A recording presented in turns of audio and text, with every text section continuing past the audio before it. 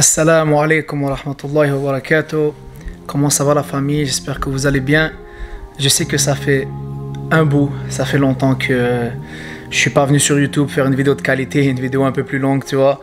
Je vous avais promis que j'allais faire une, mais oh, subhanallah, je suis tellement occupé. Je sais qu'on dirait que je suis pas occupé, mais je travaille 40 heures semaine, des fois plus les réseaux, plus les trucs on the side. Donc, subhanallah, j'ai pas vraiment eu le temps. Mais bon, alhamdoulilah, je suis en train de faire une vidéo live. So, je vais vous dire exactement qu'est-ce qui se passe, Inch'Allah. Donc, j'avais promis que j'allais vous dire comment, Inch'Allah, avoir un ramadan qui est successful, qui est un succès, Inch'Allah. Et ça va être un guide qui est pour les gens qui sont avancés, pour les gens qui sont basiques aussi, tu vois. Je vais essayer, Inch'Allah, de donner une genre de routine pour chaque personne. Bien sûr, chaque personne est différente, Inch'Allah. Donc, on va commencer, Inch'Allah. Bismillah, wa salatu wa salam ala rasulillah. Donc, comme vous le savez, le ramadan est juste à côté, là. C'est dans moins de 3 semaines. Dans moins que 3 semaines, le ramadan arrive, le meilleur mois de l'année, où est-ce que tous nos péchés peuvent être pardonnés, où est-ce que tu peux devenir une meilleure personne, la meilleure version de toi-même. Et ça peut changer toute ta vie, comme je vous avais dit dans la vidéo précédente. Et je le pense vraiment, et moi ça m'est arrivé, personnellement. Il y a eu quelques ramadans, mais plutôt un ramadan spécifique qui a complètement changé ma vie. Alhamdulillah Rabbil Alamin. Donc je vais vous dire comment, déjà, avoir un bon ramadan pour essayer de maximiser les hasanat, tu comprends, au max. Maximiser les hasanat au max. Je ne vais pas parler. Bon, numéro 1. Je vais vous donner une routine, ok, un plan pour les gens qui ont un horaire qui est libre. Ce plan-là, même moi, je ne peux pas le faire. Mais quand j'avais off, quand j'avais pas de travail, quand j'avais toutes mes journées libres, c'est ce que je faisais, alhamdulillah. Donc, numéro 1, quand tu commences ta journée, déjà, Fajr, c'est déjà, si tu es un homme, va à la mosquée, mon frère. Essaie d'aller le plus à la mosquée que tu peux. Si tu es capable d'aller à toutes les prières, je sais que c'est très difficile, va à toutes les prières. Mais si tu es capable au moins d'aller au Fajr et au Aïcha.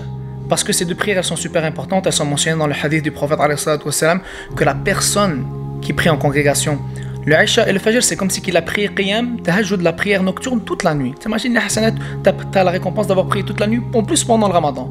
Donc ça, c'est un must, obligé. Tu essaies d'avoir le Fajr et le Aïcha, Inch'Allah. Donc, on va dire, tu vas à la mosquée, tu pries ton Fajr tranquille. Si tu es capable, si tu es un gros boss, tu restes jusqu'au Shuruk. Vous savez déjà, moi je vous donne, qu'est-ce qui vous donne le maximum de hasanat. Le maximum de hasanat, qu'est-ce qui est écrit, qu'est-ce qui est dit par rapport à ça, à rester jusqu'au lever du soleil.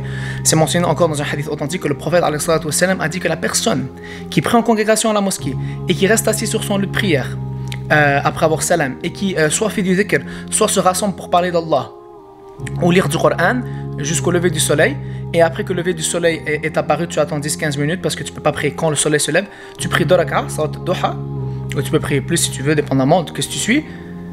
Allah subhanahu wa ta'ala va lui donner la récompense d'avoir fait un hajj et une umrah. Vous rendez compte, ça c'est vraiment hasanat easy. Pour ce que tu fais, l'effort que tu mets, la récompense est incroyable. Encore une fois, pour les gens qui peuvent, tu fais ça, tu commences bien ta journée. Tu as pris salat al-duha, tu as eu ta récompense, tu vas chez toi. Tu peux lire un peu de Coran si tu veux, mais dis-toi que ça c'est un off time. Tu fais ce que tu veux, soit tu fais ce que tu veux. Soit tu lis du Coran, soit tu te reposes un peu et tout. Et là ensuite, la prière du Dhuhr arrive. Quand la prière du Dhuhr arrive, tu essaies de faire tes sunnahs. Pendant le ramadan, c'est ce qu'on essaie, on essaie de faire le plus. On essaie de faire des actions qui sont extra, tu vois, surérogatoires, un peu plus. Le ramadan, il faut se pousser. Wallah, il faut que vous faites de votre mieux, Inch'Allah. Donc tu pries quoi? Les 4 unités avant Dhuhr. Tu pries ta salat al-dhuhr, ton obligation, et ensuite les 2 unités après le dhuhr. Ensuite, tu lis un peu de Coran, parce que si tu lis 5 pages de Coran après chaque prière, tu termines le Coran pendant ce mois béni. Et honnêtement, si tu sais pas quelle bonne action faire pendant ce ramadan, et tu es un peu trop, il y a trop d'informations, la meilleure chose que je peux te donner un conseil, Coran.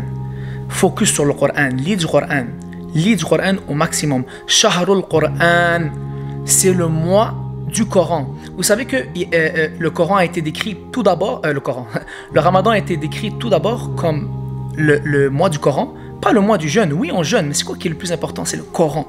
Tu comprends ce que je veux dire? C'est incroyable, Wallah, comment le verset a été révélé, c'est que c'est le Coran. Wallah, va dans le Coran, abuse le Coran le plus que tu peux, Inch'Allah. Donc ça c'est un. Après le Dhuhr, c'est une sunna de faire une petite sieste après. Si tu veux faire une sieste pour te reposer, reprendre des forces, tu vois, parce que pendant le ramadan, on va être real, on dort pas beaucoup. Si tu dors dès 10 heures pendant le ramadan, il y a un problème, frérot. Il y a un problème. Tu vois ce que je veux dire? Donc là, on continue la journée. Dors, tu prends une petite sieste, une petite qaïloula, tu te réveilles, je sais pas, 1 heure ou quelque chose. Après, tu peux faire ce que tu veux, regarder un rappel, tu vois, faire lire du Coran, faire du dhikr, faire des bonnes actions, aider ta mère, tout ce que tu veux, ou bien peut-être les gens ils ont du travail et tout.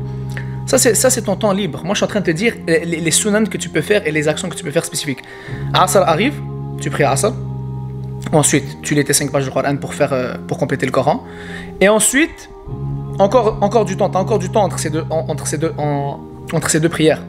Entre tes prières, c'est ton temps libre. Ok? On arrive à Maghreb. Tu pries Maghreb, tu casses ton jeûne avec des dates de nombre impair et du lait si tu es capable. C'est la sunna. Bien sûr, c'est une sunna aussi de casser le jeûne rapidement. Le plus rapidement que tu peux, tu le casses. Et bien, il y a le dua du jeûne. Oh, ça c'est vrai, ça c'est un truc incroyable. Dua mustajab. Le dua avant de casser son jeûne est mustajab. Juste avant que tu casses ton jeûne, fais un petit dua. Demande à Allah, ya Allah, tout ce que tu veux, que tu as besoin, tu fais un petit dua. Ya Allah, aide-moi, ya Allah, je veux me marier, ya Allah, que peu importe, je veux réussir mes études, je veux avoir ce travail, je veux. Tu comprends? Juste avant que tu casses ton jeûne. Rappelez-vous bien ça. Tu casses ton jeûne, tu prends un petit truc et tout, tu pries Salat al-Maghrib, bien sûr. Après Salat al-Maghrib, la sunna, je sais que vous avez faim, mais priez votre sunna de raka'a. Après, tu vas manger, tu vas manger avec la famille, tout le monde est content, tu vois, tu te sens bien, alhamdulillah. Et là, qu'est-ce qui se passe? Il y a Salat al-Isha. Si tu peux aller à la mosquée encore, va à la mosquée, mon frère. Va à la mosquée prier. Prie Tarawih. Prie Tarawih, la famille. Si vous pouvez prier tout Tarawih, priez tout Tarawih. Si vous ne pouvez pas prier tout Tarawih, priez un peu. Si tu ne peux pas prier tous les jours, prie 1 fois par semaine. Quand tu es off, prie. Les gens qui n'ont pas de temps parce qu'ils travaillent comme moi-même, je travaille, qu'est-ce qui est important? Il faut comprendre que Allah subhanahu wa ta'ala, c'est pas le résultat qu'il voit, mais lui il voit les efforts et la sincérité et les intentions de la personne. C'est-à-dire si tu fais ton maximum pour aller 2 fois par semaine pendant tes 2 jours off le week-end, mais tu vas avec un khushu', avec un yaqin, avec une niya forte, peut-être tu vas être plus récompensé que quelqu'un qui fait tout son tarawih, mais sa tête est ailleurs. Tu vois ce que je veux dire? Donc chacun son rythme, chacun ce qu'il est capable de faire, tu comprends? Chacun son niveau. Donc moi je vous dis, non c'est ça, après tarawih, ta journée elle est terminée, tu recommences à Fajr, on a déjà expliqué comment on continue la journée et tout.